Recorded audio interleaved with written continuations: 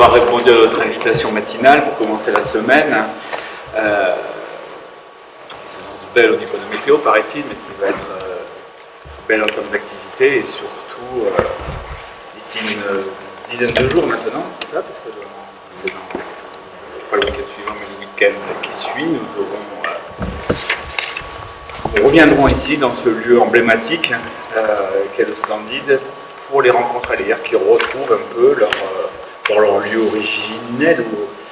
Mais c'est vrai que nous avons voulu, depuis la création de ces rencontres à lire, investir ce lieu. 2009, c'est ça 2009. Réinvestir ce lieu pour de multiples raisons, parce que je trouve qu'il essayait assez bien à l'esthétique qui est représentée, aux invités qui viennent nous partager ce moment avec nous, et puis aussi à la population. Ça a été pour beaucoup de personnes, pour beaucoup d'Aqua, Grande Aqua et au-delà, l'occasion à chaque fois de pénétrer ce lieu. Malgré tous les efforts qui sont entrepris, beaucoup de personnes hésitent encore, n'osent pas pousser les portes d'un lieu comme celui-ci. Donc les rencontres à lire sont cette opportunité. On arrive à mixer l'envie de venir rencontrer des auteurs, des éditeurs et aussi le lieu. Et c'est un peu la philosophie aussi des rencontres à lire, c'est de mixer beaucoup de choses. Certes, c'est un salon littéraire, mais aussi, vous le savez, on essaie de coupler à d'autres esthétiques, qu'elles soient théâtrales, musicales. Donc, on a une programmation très riche. On essaie de croiser les publics et afin de satisfaire tout le monde. Donc voilà, donc, c'est la revue de presse qui nous incite à lire dans son intégralité parce qu'elle est relativement bien faite, faire converser la littérature avec d'autres esthétiques. C'est l'esprit de ces rencontres. Donc un lieu superbe, un bel écrin pour une manifestation dont le contenu vaut le contenant. Énormément de choses. En introduction, je voudrais juste rajouter que bien sûr, c'est sans doute ces rencontres à lire qui maintenant jouissent d'une réputation qui dépasse les frontières de notre ville. Elle a face un peu émergée d'un iceberg dont on parle un peu moins, qui est la politique culturelle dédiée à la lecture publique.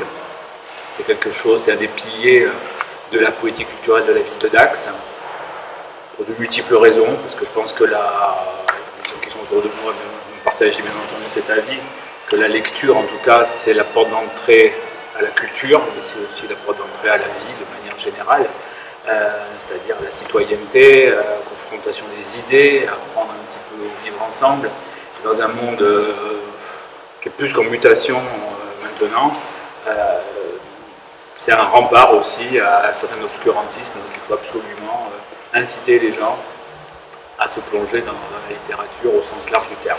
Et donc la politique municipale, parce que là on est vraiment dans les politiques culturelles, on n'est plus uniquement dans la démonstration, dans la représentation, ce sont des choix forts que nous avons faits, c'est de favoriser l'accès du livre à tous, et donc cette manifestation en est un des symboles, parce que bien entendu le prix n'est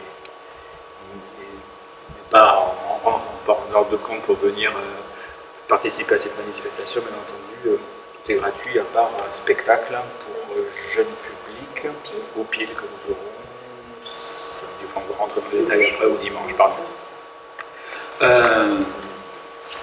Le livre, c'est aussi, outre bien entendu cette lecture, outre tout ce que ça véhicule, c'est aussi de manière beaucoup plus terre à terre un modèle économique, et je pense qu'une collectivité se doit aussi d'accompagner des auteurs, des éditeurs, des libraires qui sont actifs tout le long de l'année, toute cette chaîne du livre, nous essayons aussi de mettre en valeur, parce que ce sont des acteurs essentiels, et il faut leur donner l'opportunité de toucher un public le plus large possible. Donc une programmation très riche, très dense, avec des auteurs, des éditeurs de qualité, et aussi tout un volet, je l'ai dit, jeune public, parce que c'est notre créneau, si on veut, les credos peut-être, si on veut amener plus de population possible, plus de personnes possibles à la lecture, ça passe bien entendu d'être jeune public. Donc Cécile nous détaillera à la fois la programmation et les actions qui sont menées bien en amont de ce festival et qui sont le point d'ordre, sont le moment où on montre le travail de beaucoup d'élèves. Donc un travail, je tiens à souligner avant tout aussi, avant toute chose, le travail qui a été fait pour préparer ce genre de manifestation. Ça passe très vite ces 3 jours, mais c'est un travail énorme. C'est plus d'1 an de travail, notamment de Serge, qui en est le directeur artistique. C'est un travail aussi de longue haleine, même en amont. Je ne parlerai pas que de réseau, c'est un problème maintenant de réputation qui s'est installé dans le monde littéraire. C'est un endroit où on se doit de venir maintenant, et donc beaucoup d'auteurs et d'éditeurs répondent présents parce qu'ils sont heureux, non seulement de venir participer à cette manifestation, mais c'est la base aussi, c'est des rencontres, de se rencontrer entre eux, rencontrer le public. Ils savent qu'ici, ils pourront le faire. Alors certes, cette année, nous avons quelques petites contraintes qui sont extérieures à notre volonté. Vous connaissez le contexte des transports qui ont bouleversé un tout petit peu la programmation, mais à la marge, parce que l'essentiel est là, les auteurs sont là, les éditeurs sont là, et ce sera un grand et beau moment. Donc merci au service culture, service communication, vraiment qui fait un travail considérable pendant de longs mois pour donner un festival le plus beau possible. Et donc ce lieu, voilà, nous répartirons entre ici et les étages surtout, je pense, où de nombreuses salles vont être réquisitionnées. Et je remercie bien entendu la direction du Splendide de nous accueillir dans ces murs. Et je pense qu'ils sont très contents aussi d'accueillir une telle manifestation dès l'ouverture de ce lieu mythique. Donc je vais laisser la parole peut-être d'abord à Cécile ou à Serge. Ils vont parler Cécile va parler. Voilà, en premier. Donc on va commencer par le jeune public surtout. Il y a une programmation jeunesse pléthorique avec des actions, comme j'ai dit, qui ont été faites en amont et qui verront la conclusion, je pense notamment aux concours qui ont été organisés en amont. Donc je laisse la parole à Cécile dans un premier temps qui va vous expliquer un petit peu à la fois la programmation et l'esprit surtout qui nous anime à travers ce volet jeunesse. Oui, voilà, je ne vais pas faire une description exhaustive de tout ce qui se passera pendant ces 3 jours. Simplement vous dire que le volet jeunesse, c'est vraiment une attention très particulière qui a été portée depuis quelques années à cette manifestation et qui est traitée par 4 axes, on va les résumer comme ça. Déjà sur le salon, la présence d'éditeurs spécialisés pour la jeunesse, une librairie, le Vent des Lyres, qui est spécialisée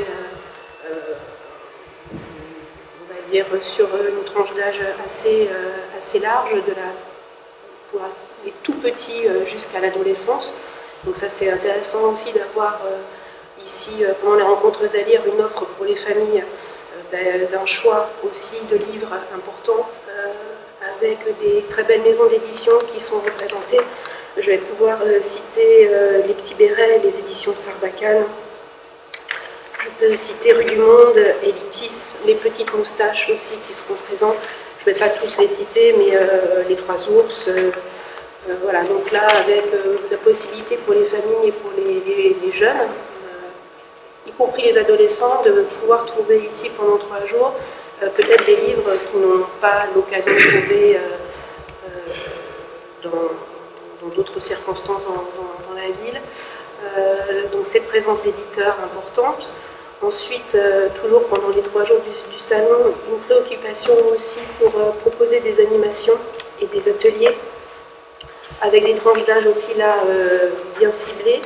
Un atelier d'écriture qui sera animé par Silène Edgar, un atelier d'illustration avec Patrick Boulesque, un atelier pop-up avec Lou Bast et un atelier gravure avec Florence Guiraud. Donc là, l'idée, c'est vraiment de traiter l'ensemble de ce qui peut composer un livre avec de l'illustration, en passant par pas simplement l'écriture, mais aussi intéresser les jeunes à s'essayer, à pratiquer, ne pas rester que spectateurs, mais vraiment aussi acteurs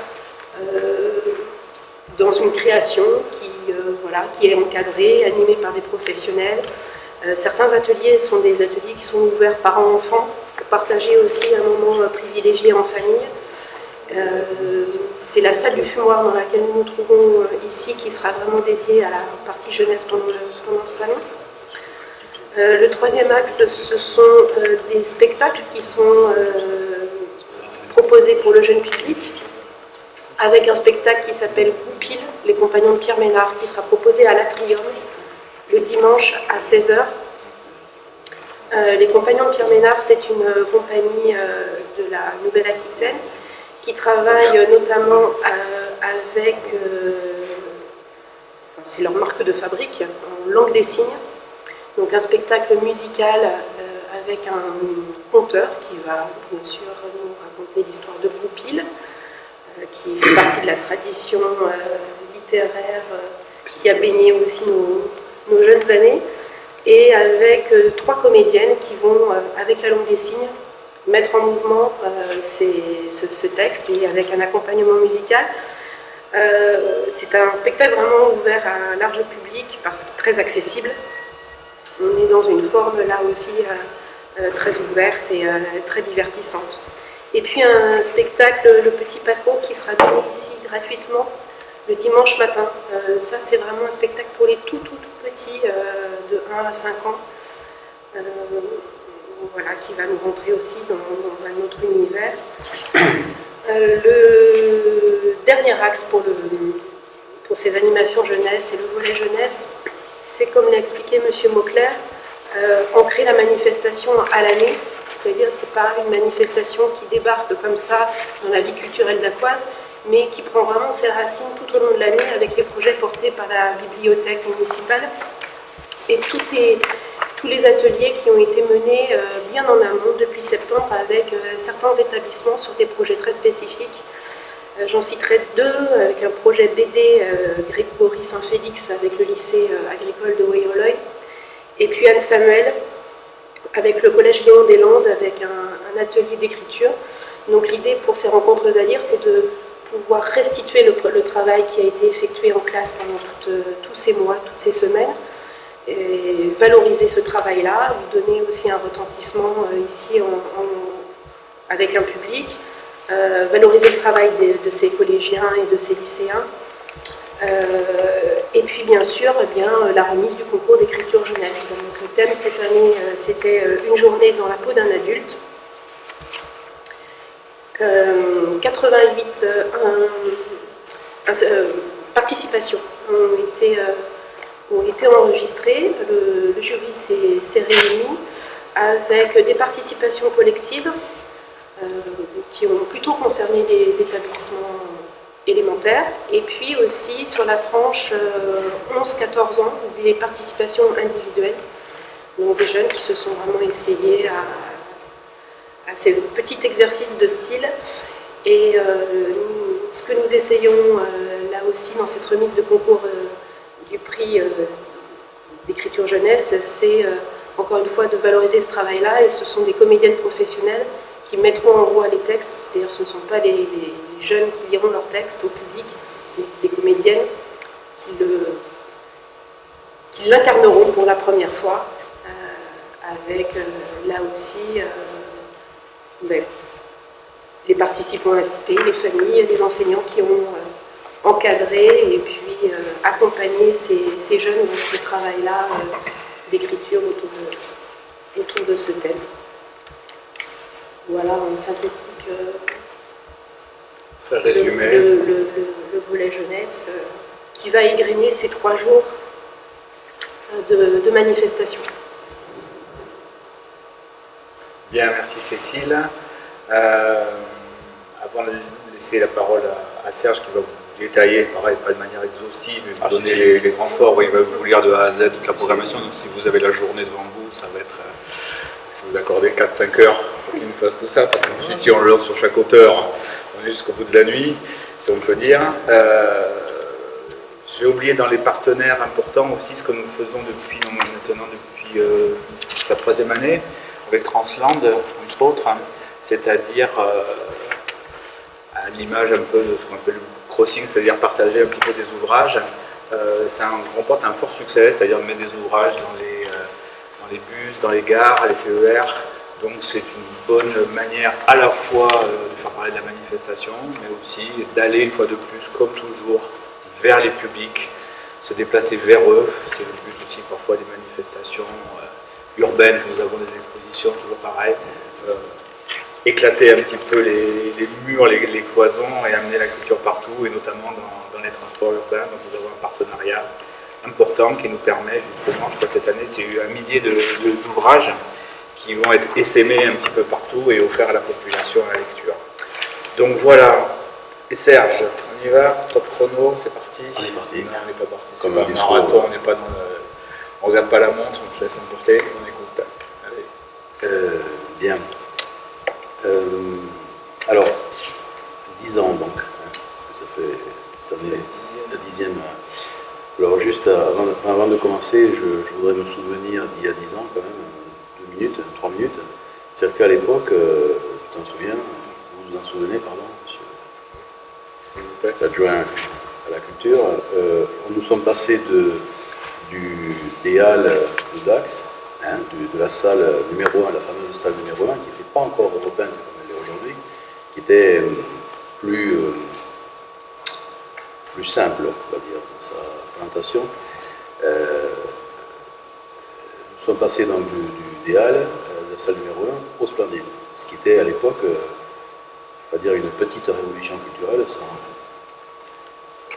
sans exagérer. Et je me souviens, pour l'anecdote, puisque je crois que vous aimez les anecdotes, que Pierre Christin, à l'époque, était venu l'année d'avant, donc c'était pas encore et je l'avais rencontré, puisque Pierre Christin, je le connaissais bien depuis des années. Pierre Christin, c'est le scénariste de Valérian, qui a été adapté par Besson l'été dernier. Et il me disait, avec son accent que je ne vais pas imiter, parce que c'est un accent vraiment de titi parisien, sur lequel je ne m'aventurerai pas, il m'avait dit, c'est sympa ton truc, alors c'était pas mon truc, moi je n'étais pas encore d'ailleurs à la mairie de Dax, donc c'était évidemment mon truc. Il me dit, c'est sympa ton truc, on se croirait, il me dit, ça me rappelle le salon du livre de Tirana en 1955. Et voilà. Pour vous dire d'où nous venons. Alors, il exagérait un peu, il aime bien exagérer, mais quand même, ça avait le charme d'être au-dessus du marché le samedi, au milieu de la volaille à l'époque, parce qu'il y avait encore les gens, les producteurs de volailles avaient le droit de vendre des volailles, aujourd'hui c'est un peu différent. Voilà, on est passé de cet univers, qui est cet univers, peu importe, à celui du Splendide. Donc, il y a 10 ans, nous débarquons ici, avec des stands dans le hall, dans une configuration qui est encore celle de... Puisque tout est toujours une question d'ancien monde et de nouveau monde, c'est une question éternelle qui continue aujourd'hui d'ailleurs, de se poser, les anciens et les modernes. Nous étions là, et rien ne nous disait que 10 ans plus tard, nous serions devenus ce que nous essayons de devenir, année après année, humblement, mais fièrement, parce qu'il n'y a pas de honte à faire ce que nous faisons, bien loin de là. Et d'ailleurs, si aujourd'hui nous sommes arrivés à quelque chose qui tient correctement la route, c'est parce que aujourd'hui nous sommes structurés. Enfin, ça a été dit, mais je le redis. C'est-à-dire qu'il y a une équipe à la bibliothèque autour de Manon Merle qui fait son travail de programmation pour la jeunesse. J'avoue que quand nous avons commencé, nous n'étions pas là parce qu'il fallait d'abord commencer par quelque chose, et quelque chose c'était la littérature. Et j'avoue ne pas être dans une grande spécialité de la littérature jeunesse, qui est une partie de l'édition importante, enfin, qui est aujourd'hui quelque chose de très très développé, très structuré. Et Manon, c'est vrai, a apporté son expertise et sa connaissance de ce domaine, et c'est très très profitable pour la manifestation, évidemment. Ça passait aussi par le fait que le service culture, qui est représenté par Karine ici, a pris aussi une très grande part, même une part essentielle dans l'organisation, puisque c'est le service qui organise. Parce qu'on est loin du bricolage du début. Voilà. Au début, c'était du bricolage professionnel, hein, mais enfin, c'était pas pareil, on va dire.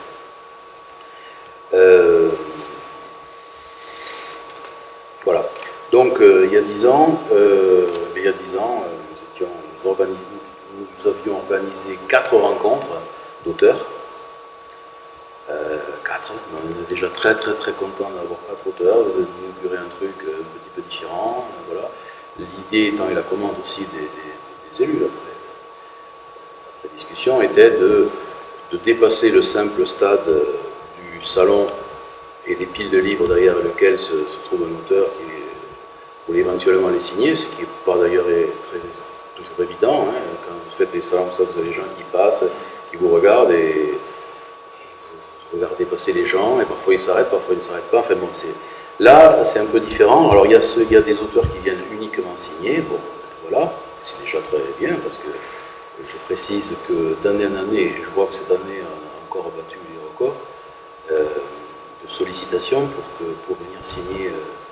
Enfin, moi, c'est incessant depuis 6, 7, 8 mois, c'est-à-dire quasiment à la fin du salon, dès le mois de juillet, comme ça, j'ai déjà des demandes. Bon, alors, on ne va pas rentrer dans les détails, mais enfin, c'est des demandes de toute nature. Il y en a qui méritent toute notre attention et tout notre respect. Toutes méritent notre respect, bien sûr, mais toutes ne sont pas franchement recevables parce qu'il y a propositions qui ne correspondent pas à ce que nous avons envie de faire avec cette manifestation. Mais les demandes sont extrêmement nombreuses, franchement extrêmement nombreuses. J'aurais dû les compter d'ailleurs, ça aurait été intéressant. Je vais le faire cette année, parce que ça ne va pas manquer de recommencer le même cycle, et des éditeurs également qui demandent, enfin voilà, il y a beaucoup de propositions. Et d'ailleurs, c'est très intéressant parce qu'au milieu de tout ça, mais parfois il y a l'auteur ou le livre ou l'idée qui émerge et qu'on retient. Hein. Voilà, donc, et après, comme nous ne pouvons de toute façon pas accueillir des quantités indéfinies et infinies surtout de propositions, eh bien, il faut faire un choix. Alors le choix est le suivant cette année. Comme chaque année, il se base sur plusieurs, on va dire, critères, c'est pas le mot, mais enfin, sur plusieurs axes, on va dire. Il y a d'abord l'actualité. Alors l'actualité, pour plein de raisons, c'est vrai que nous ne recevons pas nécessairement, il y a des exemples, mais nous ne recevons pas nécessairement le livre qui est sorti la semaine dernière et que nous présenterons en 3 semaines. Bon, il y a des salons beaucoup plus gros, importants, qui peuvent faire ça parce que les équipes sont plus larges, que les moyens sont autres. Nous avons des équipes structurées, je l'ai dit, auxquelles il faut ajouter aussi le service communication, comme tu l'as précisé, hein, qui fait son travail de promotion. Mais voilà, donc l'actualité, et puis c'est aussi un principe que j'ai, et que c'est de considérer que l'intérêt d'un livre, c'est pas nécessairement parce qu'il vient absolument de sortir, et que par je ne sais quelle attraction comme ça, soudaine, les gens se précipiteraient sur un livre parce que c'est une nouveauté. Alors évidemment, on ne va pas présenter des livres qui sont parus il y a 25 ans, encore que, pourquoi pas, c'est jamais arrivé, mais pourquoi pas. Mais disons que l'actualité, je l'entends au sens un peu plus large du terme que l'actualité chaude, brûlante. Voilà. Après tout, chacun fait son travail, les médias écrits, télévisés, etc., sont dans une actualité. Nous, un salon, c'est aussi un temps de distance, un temps de prise de recul, voilà, et puis de construction, parce qu'une rencontre n'a d'intérêt, elle a de l'intérêt pour elle-même, mais elle a de l'intérêt aussi dans la confrontation avec les autres propositions. Voilà, une construction, c'est pas uniquement une accumulation de propositions les unes indépendantes des autres, même si elles peuvent être prises comme telles. Alors, le programme, eh bien, vous l'avez sous les yeux. Je ne vais pas m'arrêter pour rassurer Stéphane, qui était très très inquiet, je l'ai bien senti il y a quelques minutes. C'est encore un peu. On a des fortes personnalités, on a des auteurs tout neufs, et on a des gens, parce que ça c'est aussi une petite patte de rencontre, des gens qui reviennent Alors, si les gens reviennent à Dax, c'est pas par facilité, c'est pas parce qu'ils sont venus une fois qu'on leur dit ah tiens, tu vas revenir, vous allez revenir, ça c'est plus simple pour nous. Non, c'est parce que les auteurs, c'est comme tout le monde dans son domaine, c'est-à-dire c'est des gens qui, là on est dans le domaine de la création, voilà. Donc c'est des gens qui évoluent. Et moi je suis très heureux de pouvoir suivre des auteurs. Alors, c'est tous les ans, nous varions, il y a du neuf, il y a du nouveau, de l'inédit. Mais il y a des auteurs que nous suivons, que je suis personnellement, que je lis attentivement, et qui reviennent.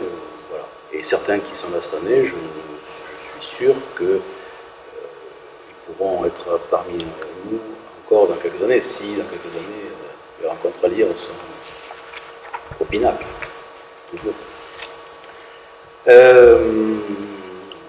Alors, Léonore de Recondo, c'est la première, celle qui va ouvrir. Bon, je vous la présente rapidement, même si vous avez quelques informations en suivant, et également sur le site. Bon, là, c'est une jeune femme qui est musicienne et qui finalement incarne tout à fait, enfin, vraiment bien, je pense, ce qu'on souhaite faire ici. Alors là, elle va venir parler de son livre uniquement, mais on aurait pu penser à faire un peu plus avec elle, mais bon, ce n'était pas possible pour elle à ce moment-là. Enfin, elle est violoniste et elle fait une carrière internationale très très très très riche et haute. Et elle est également écrivain. Elle est également fille d'un sculpteur qui a vécu à Dax, qui est passé par Dax, et qui a eu un rôle d'ailleurs important à Dax, à des moments un peu difficiles de notre histoire nationale. Je parle de la guerre, etc., etc. C'est une jeune femme qui écrit avec beaucoup de sentiments et beaucoup de qualité, beaucoup de profondeur. Et là aussi, alors elle n'est jamais venue, mais là aussi ça illustre un peu ce que je voulais vous dire précédemment, c'est que nous avons un partenariat avec la Petite Escalaire, qui est un jardin de sculpture, pour ceux qui ne le savent pas très loin d'ici, c'est-à-dire en bordure d'Adour, à Saint-Laurent-de-Gosse, et avec lequel donc nous avons un partenariat. C'est un partenariat à la fois d'amitié et de notoriété, c'est pas plus que ça, mais c'est déjà beaucoup. Et eux font des journées portes ouvertes en juin, et donc on y est associé de plusieurs façons, soit parce que j'y anime des rencontres ou pas, enfin, où les gens de la Petite Escalaire animent ici. Enfin. Et Léonore de Recondo, je l'avais vue il y a quelques années chez eux, et voilà, elle était avec son violon, une amie accordéoniste, et ça avait donné un très très grand et beau moment.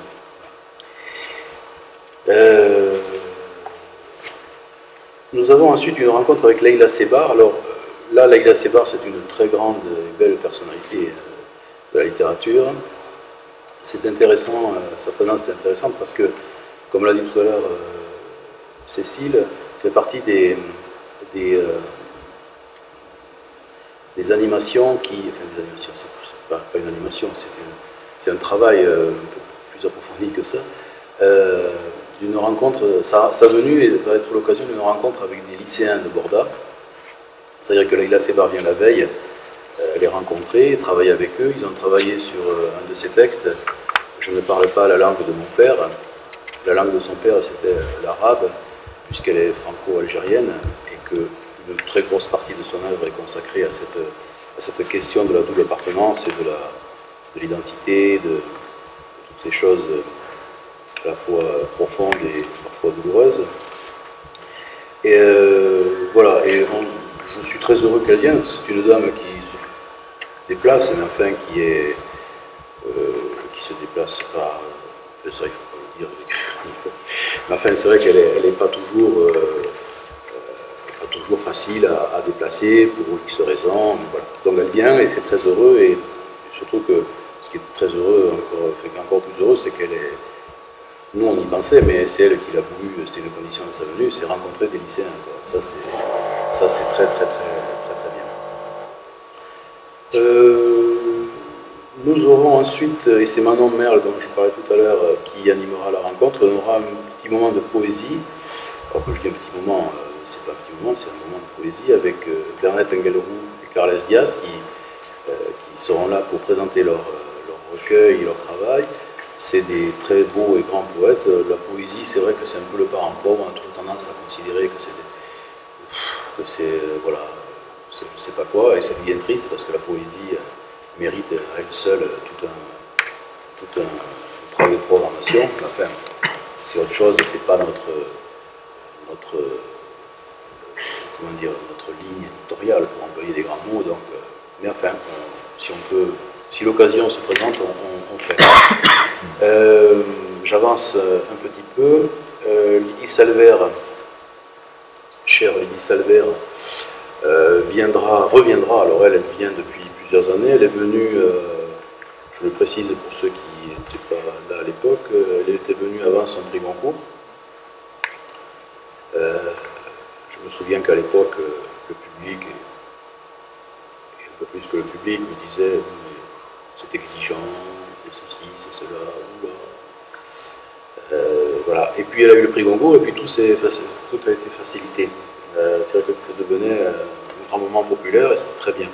Parce qu'elle n'a jamais cessé d'être d'ailleurs, parce que sa littérature n'est pas plus exigeante que l'exigence normale pour écrire un livre qui tienne la route et qui passe la rampe. Donc Lydie Salver vient pour deux choses, enfin même plusieurs choses. Elle est présidente du jury du prix des rencontres. Je vous en dirai juste un mot, je peux développer si vous voulez, on va pas allonger quand même indéfiniment les choses. C'est un prix auquel nous tenons et qui est fait de façon très sérieuse, avec une liste d'auteurs, un jury qui est costaud, sérieux, attentif et très fin lecteur, et donc une présidente qui est Lydie Salver, qui est prix Goncourt et qui elle-même joue son rôle avec beaucoup d'acuité. Alors elle vient pour ça, elle vient pour une carte blanche, c'est désormais le cas depuis sa 3e année. La première carte blanche qui lui a été donnée, c'était Sylvie Germain, l'an dernier c'était Majid Cherfi, et cette année c'est David Lopez. Alors ça montre bien, ça m'a fait ça m'a donné beaucoup de plaisir, de joie que son choix se porte sur cet auteur, parce que, comme l'indique la carte blanche, c'est elle qui décide. Elle dit, je vous souhaiterais parler dialoguer avec tel auteur. Donc cette année, c'est David Lopez. Et je trouve ça touchant, parce que, un auteur comme elle, prix Goncourt, et maintenant avec une carrière que vous imaginez, qui souhaite parler avec David Lopez, c'est le premier roman. Franchement, c'est un cadeau magnifique qu'elle lui fait, quoi. Enfin, je trouve qu'il y a quelque chose entre auteurs là qui est très beau, pas fréquent du tout, mais qui montre bien l'ampleur et la générosité de cet auteur, donc de Lydie, et ça nous permettra de découvrir un jeune auteur, 30 ans, avec une voix nouvelle, et c'est pareil qu'il faudra suivre, je pense, attentivement. En suivant, Joël Dussault dialogue avec Pierre Brana. Alors Joël Dussault et Pierre Brana, ce sont des historiens de formation qui ont été, pour l'une, a travaillé au rectorat à Bordeaux, lui a été, je ne sais plus quelle était sa profession, enfin bon, ils ont surtout fait une carrière politique, l'une comme sénatrice, l'autre comme députée en Gironde, et Pierre Brana a également été conseiller à l'époque à Matignon de Michel Rocard pour les questions internationales. Et voilà alors ils sont mariés femmes, enfin ils sont un couple. Ils ont écrit plusieurs livres ensemble, et là ils se sont penchés sur mai 68 à Bordeaux, avec des documents très intéressants, enfin des photos évidemment que je ne connaissais pas, parce que quand on parle de mai 68, évidemment on voit mai 68 à Paris, sur le Boulmiche, sur Saint-Germain, le quartier latin, etc. Bon, c'est vrai que dans les villes où il s'est aussi passé des choses, évidemment, on sait moins, ou on a moins vu, etc. Donc là, ils ont exhumé beaucoup de choses, ils ont gardé de cette époque des tracts, tout un tas de documents, enfin c'est très riche, et à la fois en matière iconographique et en matière aussi, enfin, sur le fond, sur le déroulement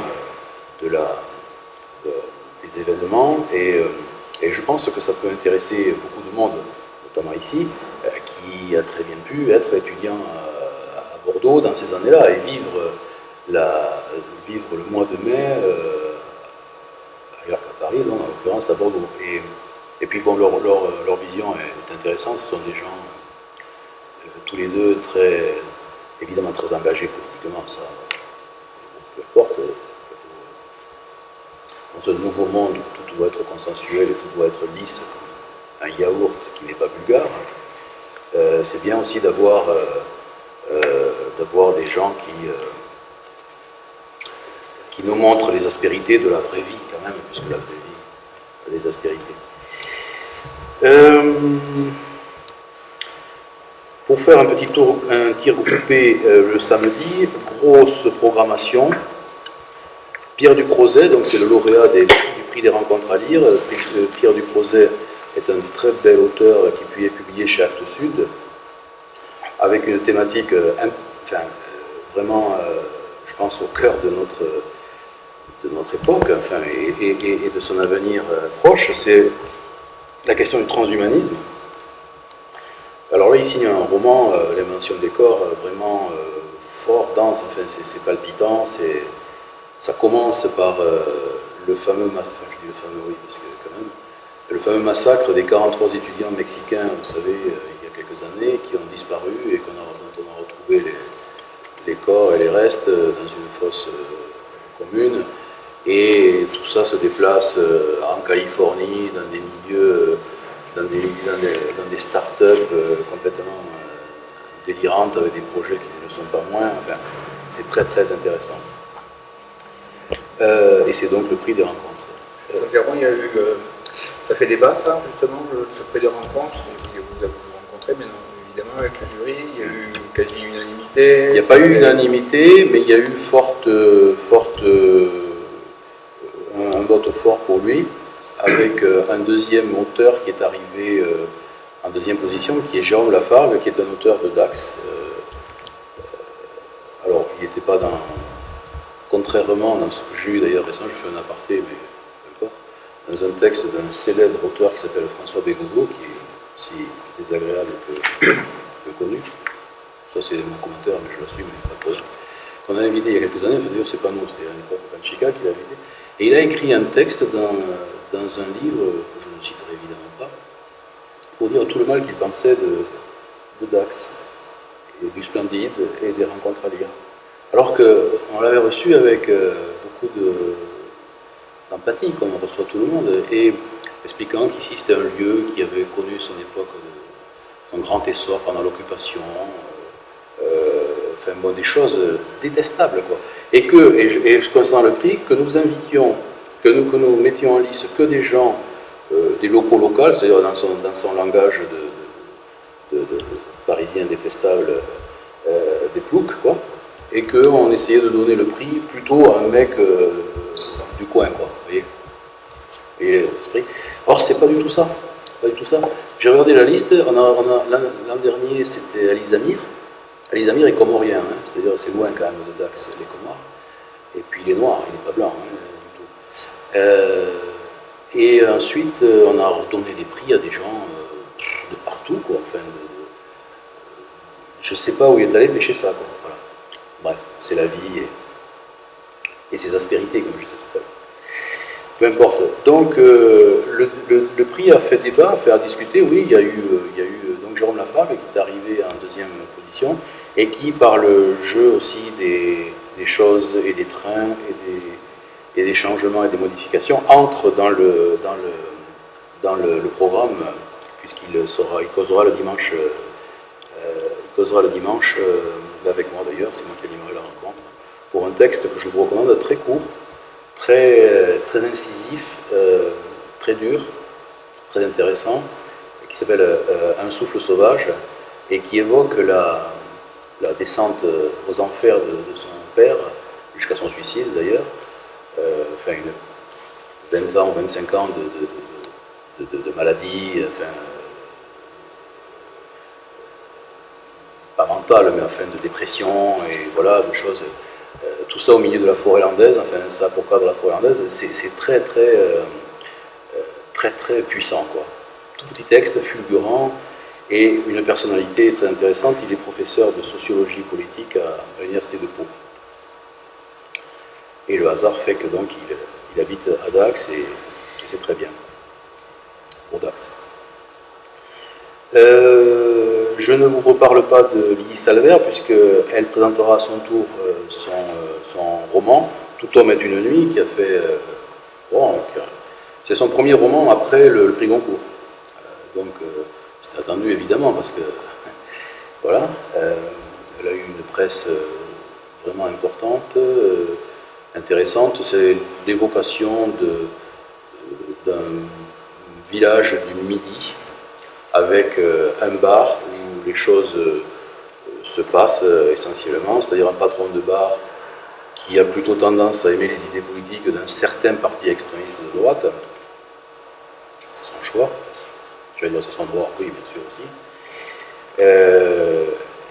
Et qui anime là cette petite communauté de gens qui finalement n'ont pas vraiment d'idées, sinon celle que lui aimait et dans le sillon duquel ils se mettent, et un étranger, parce qu'il s'appelle un étranger, qui est quelqu'un qui vient de Paris, qui se réfugie dans ce village parce qu'il est pour soigner une maladie loin de la ville, etc., et qu'ils prennent pour un arabe, puisque c'est ça dont il s'agit, alors qu'il n'est pas du tout arabe, il est andalou d'origine, enfin voilà. Bref, donc de malentendus en a priori, en violence verbale, en critique raciale, en délire, quoi, tout simplement. Mais le délire commun au quotidien, autour d'un pastis, on voit ce que ça peut donner. Et ça donne ce livre qui est vraiment, voilà, qui est du Lily Salver, c'est-à-dire clair, net, précis. On voit au sujet et on l'épluche. Deux grands auteurs viennent en suivant, c'est Patrick Deville. Patrick Deville, c'est un auteur qui publie au Seuil depuis des années, enfin, c'est une grande figure de la littérature. Je ne vais pas détailler toute son œuvre parce qu'on y est là pour le coup, pour un long moment. C'est un... voilà, il est traducteur, il dirige, voilà, je cherchais exactement le titre de la Maison des écrivains étrangers et traducteurs de Saint-Nazaire, voilà, qui est une institution importante pour ce qui concerne cette question, la traduction. Et là, il signe Taba Taba, comme tous ses romans, c'est une sorte d'épopée comme ça à travers le temps, les lieux, les pays, enfin c'est assez panoramique, c'est très très très intéressant. Michel, je l'appelle Michel, Patrick Deville. Yakuta Likavazovic, alors donc là, un nom un petit peu difficile à prononcer, mais peu importe. Alors elle, voilà, ça fait partie de ceux qui, enfin de celles en l'occurrence, qui sont déjà venus, que nous avions reçus il y a en 2010, vous voyez, ça fait 8 ans, parce qu'elle m'avait été recommandée par un écrivain qu'on avait reçu à l'époque, qui s'appelle toujours Julian Rios, très grand écrivain espagnol, et je lui proposais une discussion avec un autre écrivain, il m'avait dit « je veux que ce soit elle ». À l'époque, il y a 8 ans, parce qu'il y a Yakuta Likavazovic, elle a, je ne sais pas, 35 ans, comme ça, enfin, jeune. Il y a 8 ans, elle publiait un deuxième livre, ou pas un premier, un deuxième livre, absolument pas connu, même totalement inconnu, avec une littérature à l'époque, je disais tout à l'heure, exigeante. Il fait toujours rire ce mot, mais enfin, c'est comme ça, catalogué comme tel. Bon, c'est une fille qui est normalienne quand même, qui maintenant enseigne à la Sorbonne, enfin, qui enseigne la littérature américaine, qui est traductrice, qui a un vécu, elle est monténégrine d'origine, et bosniaque, je crois aussi, enfin bon, en tout cas, voilà, monténégrine. Et c'est un tempérament fort, une littérature forte, et puis voilà, elle a une presse considérable. Et cette jeune femme qui a maintenant 7 livres à son actif, je ne sais pas compter, mais chaque fois c'est quand même parler simplement, c'est du lourd. belle personnalité. Je profite pour dire que là, c'est un partenariat supplémentaire que nous avons, c'est avec la médiathèque départementale des Landes. Ça, moi, j'y tiens beaucoup. Enfin, j'y tiens, je suis pas le seul. Quand je dis je, c'est nous. C'est un partenariat donc, avec la médiathèque départementale qui organise, comme vous le savez certainement, des rendez-vous, ce que la médiathèque appelle des rendez-vous dans le département, tous les mois, par l'été, et encore, je crois que même l'été, il y a des choses, qui sont des rendez-vous avec des auteurs, mais des auteurs de premier plan, enfin, que la médiathèque invite dans des lieux très très excentrés, enfin, je veux dire, des toutes petites médiathèques, à Pissos, à Gabarret, je ne sais pas où, à Chalos, enfin, et permet des rencontres, voilà, intéressantes, et puis pour le public qui a l'occasion de rencontrer quelqu'un d'important, pas de chez lui, quoi, de chez elle. Donc ce rendez-vous, bien, nous l'avons formalisé depuis maintenant quelques années, il se poursuit, c'est très bien, j'en suis ravi, et je souhaite que ce soit longtemps le cas. Et voilà, puis de toute façon aussi de s'inscrire dans la politique, ce que disait Stéphane tout à l'heure, politique plus générale de l'économie du livre, enfin, c'est une des facettes là. Et puis bon, la médiathèque, c'est évidemment l'institution centrale pour le domaine qui nous intéresse, c'est-à-dire le livre dans le département. Samedi 28 avril, on finira la journée avec Frédéric Aranzueque Arrieta, qui est comme son nom l'indique, qui est français, enfin qui est d'origine basque, ce qui n'est pas incompatible d'ailleurs, puisqu'il y a des basques qui sont français quand même, je connais l'ordre, quelques-uns. Voilà. Frédéric Aranzueque Arrieta, alors lui c'est pareil, c'est un auteur que nous avions invité il y a 3 ans, Cécile, je sais, quand nous faisions nos rencontres décentralisées dans les villes du village du Grand Dax, et qui était arrivé comme ça j'avais lu son livre un peu pas par hasard, parce que son éditrice me l'avait fait passer en me disant « Je t'assure, lis ça, c'est fort ». Effectivement, ça m'avait fait une impression très très forte, quelque chose de rare, quoi. Enfin, une écriture très très intense, avec une violence sociale, une violence tout court. Enfin, il y avait vraiment beaucoup d'intérêt dans ce qu'il écrivait. Et là, il réitère, enfin, donc il écrit un deuxième livre chez cette éditrice, c'est l'édition Moire, pour ne pas la nommer. Et alors là, je crois que c'est le cran au-dessus. Déjà que le premier cran était pas mal, celui-là est vraiment très très fort, avec une préface quand même de Fernando Arrabal. Je ne sais pas si ce qui est Arrabal, non, c'est bon, on va aller. Et dont il prépare d'ailleurs une biographie, la première biographie d'Arrabal, ce qui sera l'occasion pour nous de vraisemblablement les inviter, un jour ou l'autre, pourquoi pas. C'est très très intéressant. L'histoire se passe, je ne vais pas rentrer dans l'histoire du livre, parce que se passe entre Hendaye et Bordeaux.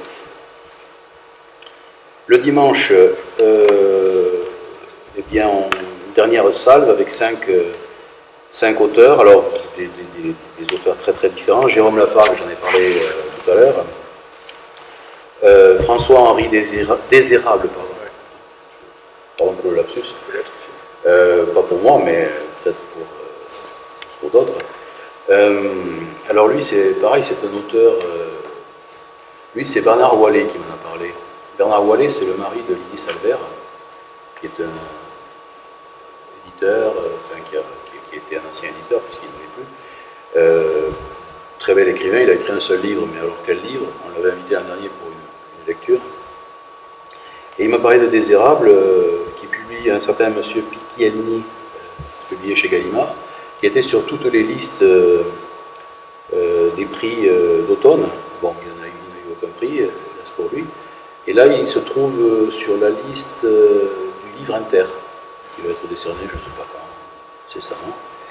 D'ailleurs, le hasard fait que, alors moi, je ne cours pas après ça, et puis c'est pas ce qui nous anime, mais enfin, bon, là, ça fait toujours, c'est pas inutile de le dire. Il se trouve que Yakuta Ali Gavazovic et David Lopez aussi sont sur la liste du prix du livre Inter. Il y a 10 auteurs. Vous voyez, il y en a 3 qui sont à Dax. Bon, je pense que c'est bien. On peut se le dire. Jean Rambat, lui c'est pareil, on l'a reçu à plusieurs reprises.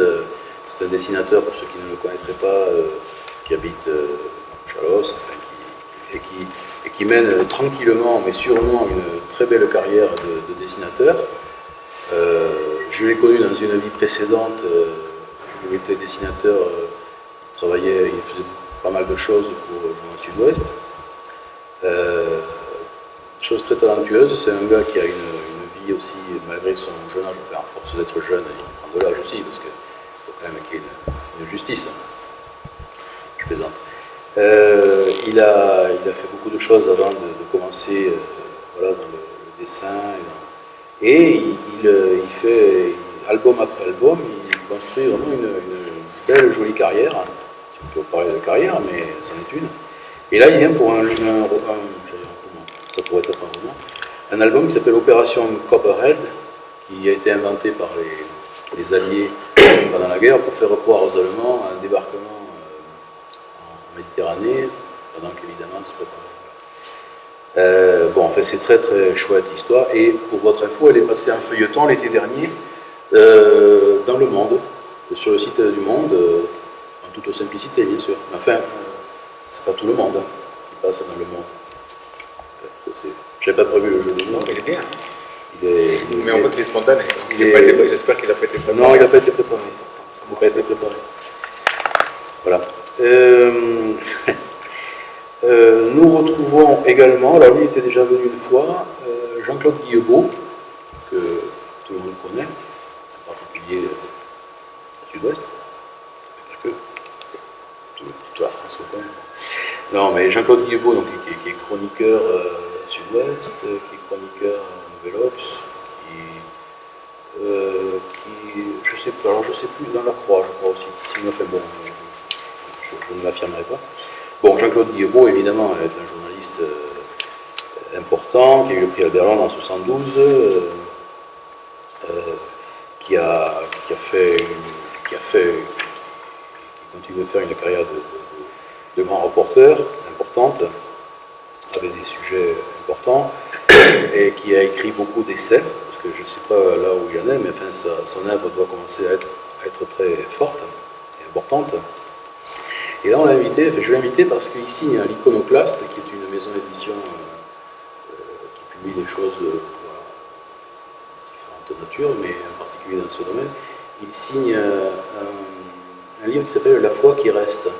C'est-à-dire que, bon, Guillebeau, je ne sais pas quel âge il a 68, 9, 10 ans par là, enfin, peut-être un peu moins, je ne sais pas, enfin, dans ces eaux-là.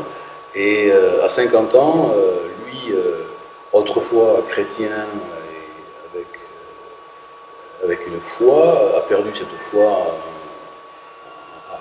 en visitant le monde et en voyant comment Dieu, celui qui parle, c'est pas moi, s'occupait assez peu de la condition humaine. Et puis, à 50 ans, enfin, dans cette période-là de sa vie, il a retrouvé la foi, tout en étant extrêmement critique sur l'institution. La foi, c'est une chose, le voyage dans les textes sacrés, dans sa réflexion, etc., c'est une chose. Et puis, il y a l'institution, évidemment, là, comme toutes les institutions, elles sont imparfaites, puisque construites par des hommes. Et donc il a écrit un livre qui s'appelle La foi qui reste, je l'ai dit, qui est un voyage dans tout cela très intéressant, qui peut être évidemment lu par quelqu'un qui n'a pas la foi, qui n'a jamais eu, qui ne l'aura jamais, voilà. Mais et puis voilà, puis c'est aussi une réflexion sur notre temps, comme toujours chez lui, avec comme ça une prise de distance. Enfin, bon, puis Guillebeau, voilà, c'est quelqu'un qui est toujours, même si on n'est pas d'accord avec lui, ça m'est arrivé parfois, il est dans ses éditos, notamment dans le Sud-Ouest, mais pas que, mais peu importe, c'est une réflexion, c'est une pensée, il y a une hauteur de vue, il y a quelque chose en tout cas, il y a toujours du bon à prendre chez Guillebeau. Voilà. Et puis je finirai par Alfredo Pita, qui est là on est sur un registre tout à fait différent, qui est un roman, on va dire, qui a à voir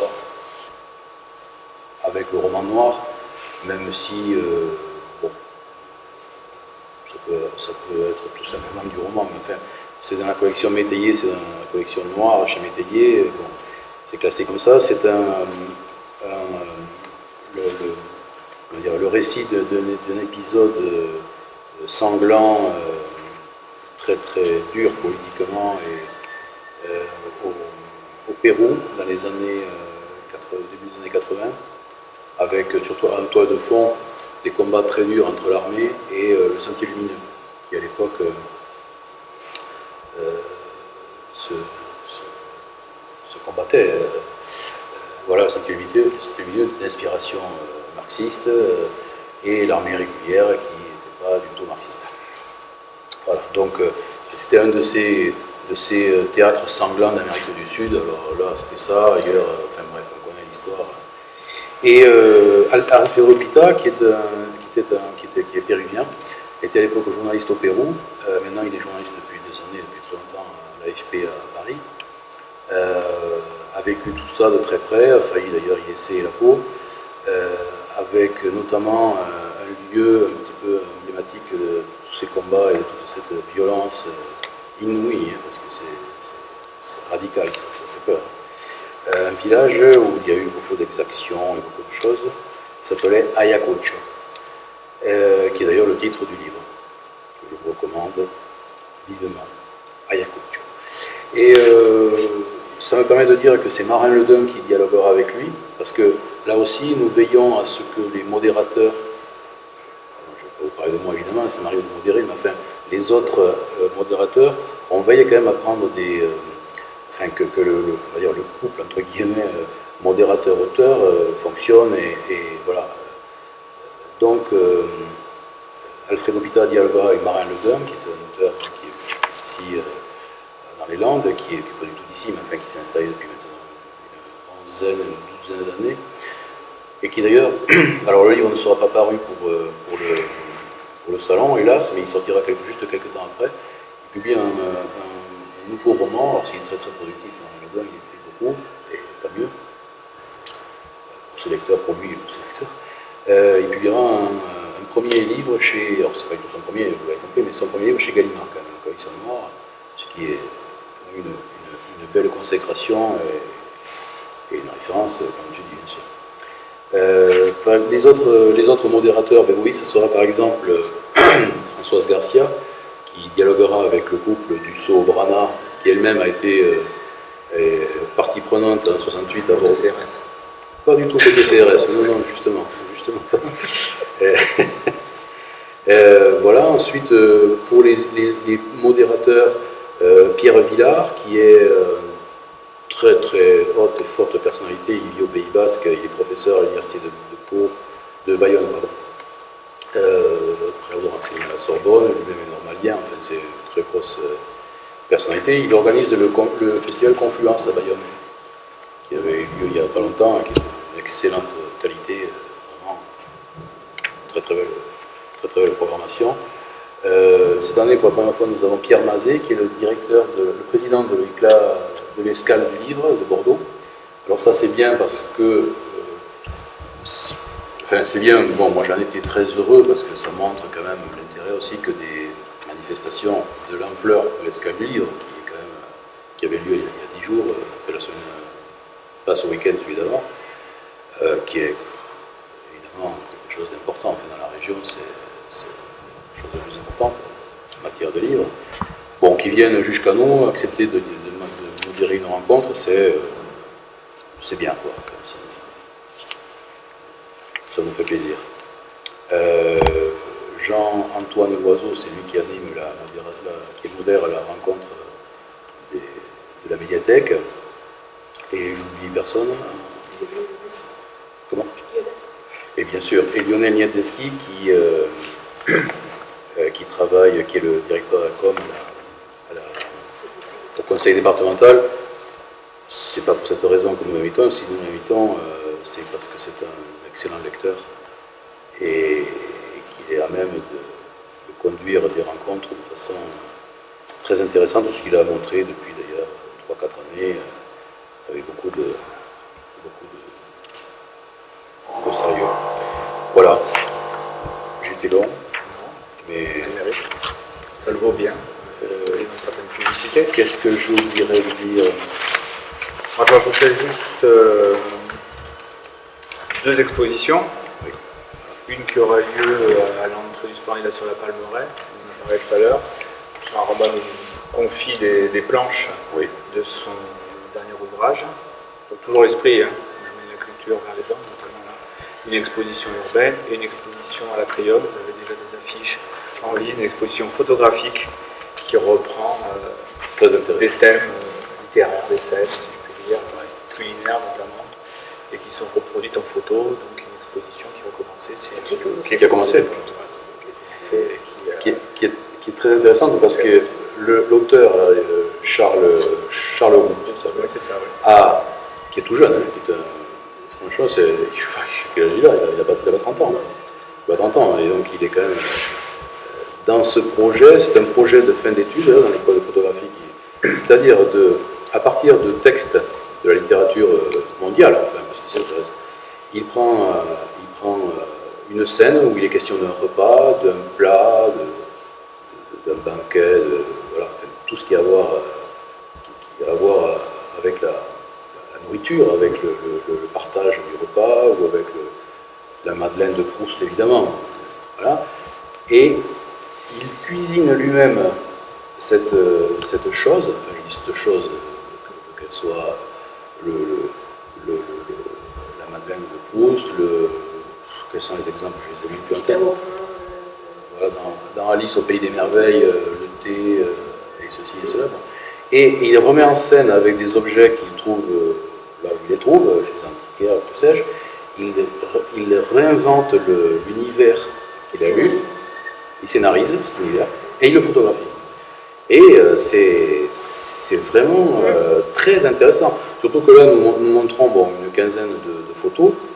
Bon, il en a ça, parce que le lieu voilà, ne permettait pas plus, enfin ne permettait pas plus, en tout cas, c'est comme ça que nous avons construit l'expo. Et il y en a une soixantaine de photos.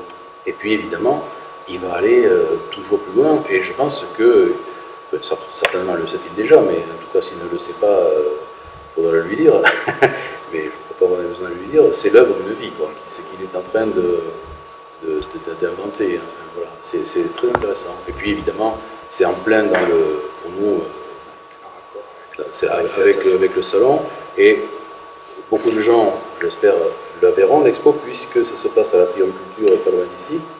Et c'est là que se tiendront, il faut le préciser quand même, les rencontres d'auteurs. Hein, vous connaissez la salle, je pense, toutes et tous. Je sais pas, mais ben voilà. C'est l'exposition qui vient d'être refaite, configurée, voilà, flambant neuve et esthétiquement très réussie, à mon avis, qui correspond à la fois, qui est un bel écrin pour les œuvres que nous recevons, et qui sera sans doute aussi une belle salle de réunion, de rencontre. C'est ça. Et au milieu donc de ces photos, et c'est très bien. Le reste du salon se passant donc, ici, Splendide, ici même, dans ce qui s'appelle autrefois, qui s'appelle toujours d'ailleurs le fumoir, puisque nous venions fumer le cigare jadis, ici. Et à l'étage, sur les 2 ailes, là, dans des salles qui étaient jadis également soit des bureaux de l'administration de l'ancienne formule, et des chambres de l'autre côté qui maintenant été transformées en salles de conférences, de séminaires, de toutes ces choses-là, où se tiendront donc les exposants. Voilà. Et puis, je crois que tout est dit.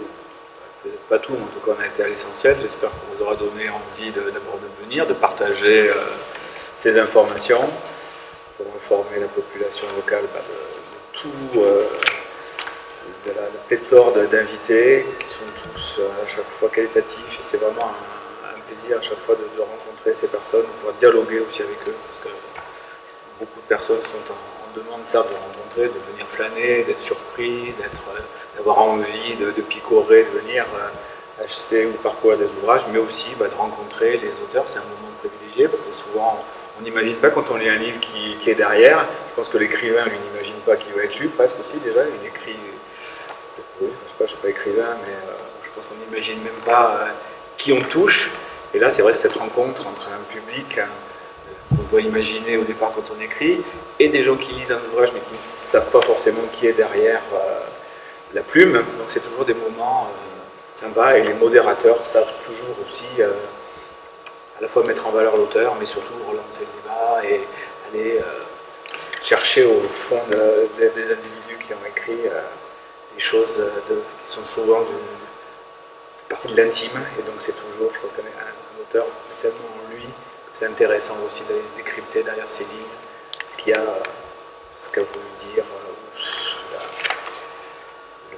le fondement de ces personnes. Donc voilà. Vous avez quelques chiffres qui ont été mis opportunément au début de... Qui ont une idée, quoi, 60 écrivains, romanciers, 16 rencontres, enfin, je ne veux pas vous donner, parce que c'est... Bon, voilà, ça donne aussi une idée du format, quoi.